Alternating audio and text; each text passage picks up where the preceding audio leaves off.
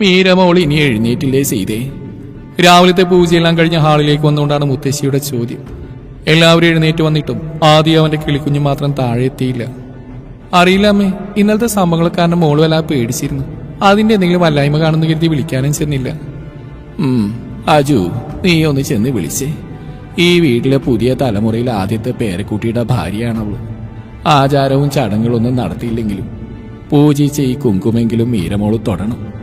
മുത്തശ്ശി പറഞ്ഞു നിർത്തിയതും അവരെ വിളിക്കാനായി അജു വേഗം മുകളിലേക്ക് കയറി. ആദി, കുഞ്ഞുമണി, വാതിലുറന്നേ, മുത്തശ്ശി വിളിക്കുന്നുണ്ടേ. എന്താ കേട്ടാ, കുറെ നേരമല്ലോ. അടുത്ത റൂമിന്റെ ഡോർ വന്ന് തുറന്നുകൊണ്ടായിരുന്നു അഗ്നിയുടെ ചോദ്യം. ഈ പൊട്ടം വരെ വന്നു, ഇതിനകത്തുള്ള ചെറുത്താൻ എന്താണോ ഉണരാത്ത്? അഗ്നിയെ നോക്കി മുഖം ചൊളിച്ചുകൊണ്ട് അത്രയും പറഞ്ഞ് അജു വീണ്ടും വാതിലിൽ കുട്ടി. കുറച്ചു സമയം കഴിഞ്ഞിട്ട് അകത്തുനിന്ന് അനക്കൊന്നും കേൾക്കാതെ വന്നു. ഇരുവരിൽ ഒരുപോലെ ടെൻഷൻ നിറഞ്ഞു. അടുത്ത നിമിഷം അജു ഡോർ ഹാൻഡിൽ പിടിച്ചൊന്ന് തിരിച്ചും അത് താനെ തുറന്നു വന്നു. ഇവനിത് പൂട്ടിയില്ലേ? പറഞ്ഞുകൊണ്ട് തന്നെ അകത്തേക്ക് കയറിയതും ഉള്ളിലെ കാഴ്ച കാണെ ഇരുവരും കണ്ണുമിഴിച്ച് പരസ്പരം നോക്കി നിന്ന് പോയിരുന്നു. ശൂന്യമായ റൂം, അതിനുള്ളിൽ ആരുമുള്ളതിന്റെ ഒരു സൂചന പോലുമില്ല. ഇവരിത് എവിടെ പോയി? അഗ്നിയുടെ ചോദ്യം തന്നെയായിരുന്നു അജുവിന്റെ ഉള്ളിലും. റൂമിലോ ബാൽക്കണിയിലോ ഒന്നും രണ്ടുപേരെയും കാണാനില്ല. ആദ്യം വിളിച്ചു നോക്കി അജു ചേട്ടാ. അഗ്നി വീണ്ടും പറഞ്ഞു. ഒട്ടും സമയം കളയാതെ തന്നെ ഫോൺ എടുത്ത് ആദ്യയുടെ നമ്പർ ഡയൽ ചെയ്ത് കാതിലേക്ക് വെച്ച് അജു. ആദ്യത്തെ റിംഗ് മുഴുവൻ അടിച്ചു തീർന്നിട്ടും കോൾ എടുക്കാതെ വന്നതും അജു വീണ്ടും വിളിച്ചു നോക്കി. ഹലോ ആദി, നീ ഇത് എവിടെയാ? കുഞ്ഞുമണി എവിടെയാ? അവളെയും കൊണ്ട് നീ എങ്ങോട്ടാ ആദി പോയേ? ധൃതി പിടിച്ചുള്ള അജുവിന്റെ ചോദ്യത്തിന് ഇപ്പുറത്തുനിന്ന് ഉറക്കിയുള്ള അവന്റെ ചിരിയായിരുന്നു മാർ. ഏയ് കൂൾ മാൻ, എന്റെ കിളിക്കുഞ്ഞ് എന്റെ കൂടെ തന്നെയുണ്ട് അജു. She safe. അത്രയും പറഞ്ഞ് കോൾ കെട്ടായത് തലക്കൈ കൊടുത്ത് ബെഡിലേക്ക് തന്നെ ഇരുന്നു പോയിരുന്നു അജു. എന്താ കേട്ടാ, അവരെവിടെ? കാര്യമൊന്നും മനസ്സിലാവാതെ അഗ്നി ചോദിച്ചും മുഖമൊന്ന് അമർത്തി തുടച്ചുകൊണ്ട് അവനെ നോക്കി അജു. ആദി വീണ്ടും പോയ അഗ്നി വീരമുളയും കൊണ്ടുപോയി. എന്താ? എവിടേക്ക്? എന്തിന്? അറിയില്ല. ചോദിച്ചാൽ അവനത് പറയാൻ പോകുന്നില്ല. മുമ്പൊരിക്കൽ പോയിട്ടുള്ളല്ലേ ഇതുപോലെ, ആരോടൊന്നും പറയാതെ, ആരൊന്നും അറിയാതെ. അതുപോലെയാണോ ഇപ്പോ? അന്ന് പോകാൻ ഏട്ടന് കാറുണ്ടായിരുന്നു. ഇപ്പൊ എന്തുണ്ടായി? എനിക്കറിയില്ല അഗ്നി. അവന്റെ ഒരു കാര്യം എനിക്കറിയില്ല. എങ്ങോട്ട് പോകുന്നു, എന്ത് ചെയ്യുന്നു ഒന്നും അറിയില്ല. ഓരോന്നോർത്തിട്ടാകെ തല പൊട്ടുവാ. ഞാനറിയാത്ത എന്തെങ്കിലും പ്രശ്നമുണ്ടോ ഏട്ടാ? അജുവിന്റെ മുഖത്തെ ടെൻഷനും വെപ്രാളവും കാണെ ചോദിക്കാതിരിക്കാൻ അഗ്നിക്കും ആവുമായിരുന്നില്ല. ഒരു നിമിഷം ഞെട്ടലോട് അവനെ മുഖമുയർത്തി നോക്കി നിന്നുപോയിരുന്നു അജു. നെഞ്ചിലെ ചൂടിലേക്ക് പറ്റിച്ചേർന്ന് മയങ്ങുന്നവളെ ഉള്ളു വിങ്ങിപ്പോകുന്ന പ്രണയത്തോടെ നോക്കിയിരുന്നു പോയി ആദി. ദൂരം ഇത്രയും പിന്നിട്ടിട്ടും തന്റെ കിളിക്കുഞ്ഞു മാത്രമൊന്നും അറിഞ്ഞിട്ടില്ല. എവിടെയാണെന്നോ എങ്ങോട്ടാണ് വന്നതെന്നോ ഒന്നും. ആദിയുടെ മിഴികളൊന്നും വിടർന്നുപോയി. നീ എന്താ അപ്പു ഇങ്ങനെ? പതിയെ ചോദിച്ചുകൊണ്ട് നാസികത്തുമ്പിൽ ഇളറോസുകളിൽ പതിയെ ചുണ്ടുകൾ ചേർത്ത് ചുംബിച്ചവൻ. പെണ്ണിന്റെ നിറം തന്നെയാണ് ആ കല്ലിന്. അത്രയും അടുത്തു നിൽക്കുമ്പോൾ മാത്രം കാണാൻ പറ്റുന്ന ഒരു കുഞ്ഞു മൂക്കുത്തി. നെറുകയിൽ കൂടി മുത്തി അവൾ ഉണർത്താതെ തന്നെ പതിയെ അകന്നു മാറിയവൻ. ചുറ്റും സൂര്യന്റെ വെളിച്ചം നിറഞ്ഞിട്ടുണ്ട്. എങ്കിലും തണുപ്പ് തന്നെയാണ് അവിടെ മുഴുവൻ. ഒരു പ്രൈവറ്റ് ഐലൻഡിലേക്കാണ് ആദ്യം അവളുമായി വന്നത്. ആദിത്യവർമ്മ സ്വന്തമാക്കിയിടത്തേക്ക്. അവന്റെ ആഗ്രഹം പോലെ അവന്റെ കിളിക്കുഞ്ഞ് മാത്രമുള്ളൊരു ലോകം.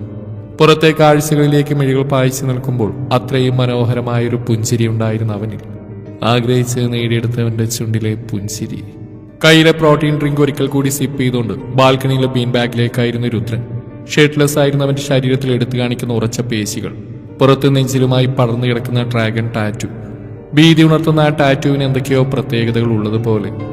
ഓരോ ലൈൻസും ഏതോ പ്രാചീന ലിപി അനുസ്മരിപ്പിക്കുന്നത് പോലെ. അസാമാന്യമായ വീതിയുള്ള ശരീരമാണ് അവന്റെ പ്രൊഫഷന്റെ ഭാഗമായി ഉണ്ടാക്കിയെടുത്തത്. ആരും വീണ്ടും വീണ്ടും നോക്കി നിന്ന് പോകുന്ന പോലെ ഒരു രൂപം. ഏട്ടൻ എന്തെങ്കിലും എന്നോട് ഒളിച്ചു വെക്കുന്നുണ്ടോ? ഞാനറിയാത്ത എന്തെങ്കിലും? രാവിലത്തെ വർക്കൗട്ട് കഴിഞ്ഞ ഒന്ന് അൻഷിന്റെ സംശയത്തോടെയുള്ള ചോദ്യമാണ് രുദ്രനെ തന്റെ ചിന്തകളിൽ നിന്ന് ഉണർത്തിയത്. ഒരു നിമിഷം അനിയന്റെ ചോദ്യത്തിലും ഭാവത്തിലൊന്ന് സ്റ്റെക്കായി നിന്ന് പോയിരുന്ന രുദ്രൻ.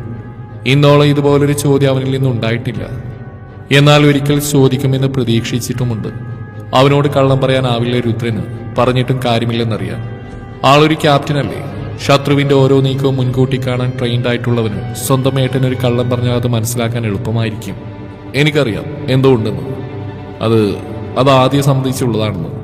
അപ്പൊ അവനപ്പാണെന്ന് അറിഞ്ഞിട്ടും അവൾ സ്നേഹിക്കുന്ന അവനെയാണെന്ന് അറിഞ്ഞിട്ടും ഏട്ടൻ പാലിക്കുന്ന ഈ മൗനം. എനിക്കറിയുന്ന രുദ്രാൻ ഷെയർ ഇങ്ങനെയല്ല. നമ്മുടെ അനിയത്തെ പൂർണ്ണ മനസ്സോടെ ഏട്ടൻ അവനെ ഏൽപ്പിച്ചെന്ന് വിശ്വസിക്കാനാ എന്റെ മനസ്സ് പറയുന്നത്. ഏട്ടന്റെ ഈ മൗനം അതെന്റെ വിശ്വാസമാണ് ശരിവെക്കുന്നത്. തന്നിൽ മിഴികൾ ഉറപ്പിച്ചു നിൽക്കുന്നവനെ നോക്കി അത്രയും ഉറപ്പോടെയായിരുന്നു അൻഷിന്റെ ഓരോ വാക്കുകളും. നേർത്തൊരു ചിരി വിരിഞ്ഞു പോയ അവനിൽ. എല്ലാം പറയാം അൻഷ്, അങ്കിൾ കൂടി പുറത്തിറങ്ങട്ടെ, എന്നിട്ടെല്ലാം പറയാം. അതുവരെ നീ ക്ഷമിച്ചേ പറ്റൂ. എല്ലാം കേട്ട് കഴിയുമ്പോൾ അപ്പൂന് അവനെ കൊടുത്തിൽ നീ ഒരു തെറ്റും കാണില്ല, എനിക്ക് ഉറപ്പുണ്ട്. അതിനകത്ത് ഏട്ടൻ അവനറിയാന്നാണോ? നിങ്ങൾ തമ്മിൽ പരിചയമുണ്ടെന്നാണോ? വീണ്ടും നീളുന്ന ആ ചോദ്യത്തിൽ ഭംഗിയായി ഒന്ന് പുഞ്ചിരിച്ചു രുദ്രൻ. കണ്ണും മനസ്സ് ഒരുപോലെ നിറഞ്ഞുകൊണ്ടുള്ള ഒരു പുഞ്ചിരി. നിന്നെ പോലെ തന്നെയാണ് അവൻ എനിക്ക് അൻഷ്. നീയും അപ്പവും എനിക്ക് എങ്ങനെയാണോ അതുപോലെ, അല്ലെങ്കിൽ അതിലും ഒരു പടി മുകളിലാണ് അവന്റെ സ്ഥാനം.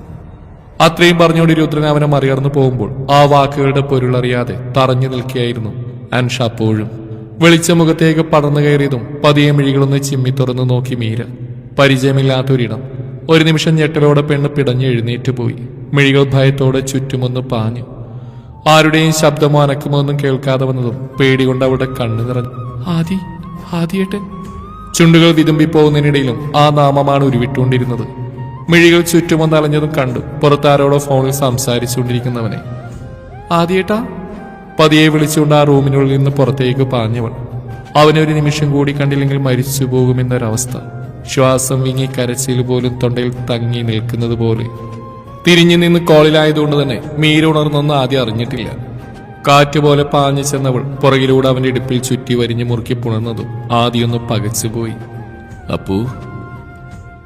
പുറത്തമർന്നു നിൽക്കുന്ന അവിടെ കുഞ്ഞുടൻ പഞ്ഞി പോലുള്ള കവിൾ അമർത്തിവെച്ച് തീവ്രമായി പുണർന്നു നിൽക്കുന്നവൾ. ഒരു നിമിഷം ശ്വാസമെടുക്കാൻ പോലും മറന്നുകൊണ്ട് നിന്നുപോയവൻ. ഫോണിൽ സംസാരിക്കുന്നതൊന്നും കേൾക്കാതെ തിരിച്ചാ വാക്കുകൾക്കൊരു മറുപടി പോലും പറയാനാവാതെ നഗ്നമായ പുറത്തു പതിക്കുന്ന അവളുടെ കണ്ണുനീരറിയെ ഒരു നിമിഷം പോലും കാത്തു നിൽക്കാതെ അവളെ വലിച്ച നെഞ്ചിലേക്കിട്ട് പൊതിഞ്ഞ് പിടിച്ചവൻ.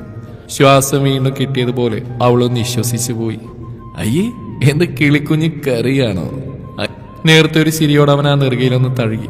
കരഞ്ഞു കലങ്ങിയ മിഴികൾ ഉയർത്തി അവനെയൊന്ന് നോക്കി മീര. പേടിച്ചുപോയി ഞാൻ. അതിരങ്ങൾ വീണ്ടും ഒന്ന് വിതുമ്പി. നിമിഷങ്ങൾ മാത്രമാണെങ്കിൽ പോലും അവനെ കാണാതെ അനുഭവിച്ച വേദന. ആണോ ചോദിക്കുമ്പോൾ ആദിയുടെ ഉള്ളമൊന്ന് വിറച്ചു. മുന്നിൽ നിൽക്കുന്നവരുടെ പ്രണയമാണിതെല്ലാം. ആദിയുടെ കിളിക്കുഞ്ഞിന് ഇങ്ങനെ പ്രണയിക്കാനേ അറിയും. സ്വപ്നമായിരുന്നു തോന്നി. എന്ത് സ്വപ്നം? ആദിയേട്ടനെ കണ്ടത്, നമ്മൾ ഇങ്ങനെ അടുത്തത് ഒക്കെ. വാക്കുകൾ പെറുക്കിയെടുത്ത് വിരുമ്പിക്കൊണ്ട് പറയുന്നവൾ. ആദിയുടെ ഹൃദയമൊന്ന് തുള്ളിപ്പോയി. അവളുടെ ഓരോ ഭാവത്തിനോടും ചലനത്തിനോടും വല്ലാത്തൊരിഷ്ടം. ഹൃദയം നിറഞ്ഞ് തുളുമ്പിപ്പോകുന്ന പോലുള്ള പ്രണയം.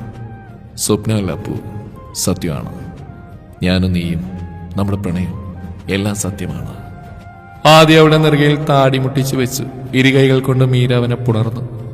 എന്തിനിങ്ങോട്ട് വന്നെന്നോ എപ്പോൾ വന്നെന്നോ എന്നൊരു ചോദ്യം പോലും അവളിൽ ഇല്ലാത്തത് ആദ്യം ഓർത്തുപോയി. എങ്ങനെ അവൾക്ക് ഇതൊക്കെ പറഞ്ഞു കൊടുക്കണമെന്ന് അവന് മനസ്സിലായില്ല. എല്ലാത്തിനും അപ്പുറം അവൾ ഇങ്ങനെ തന്നെ ആയിരുന്നാൽ മതിയെന്നൊരു കുഞ്ഞു സ്വാർത്ഥത. ഒന്നിനു വേണ്ടിയും മീര മാറണമെന്നുള്ള ആഗ്രഹം അവനില്ല. അവനുണ്ടാവും കൂടെ. അവൾക്ക് വേണ്ടി എന്തും ചെയ്യുന്നവൻ. ഒരിക്കലും തനിച്ച് വിട്ടു പോയില്ലെന്നത് അവന്റെ തീരുമാനമാണ്. എന്നും എപ്പോഴും കൂടെ ഉണ്ടാവുമെന്നുള്ള ഉറച്ച തീരുമാനം.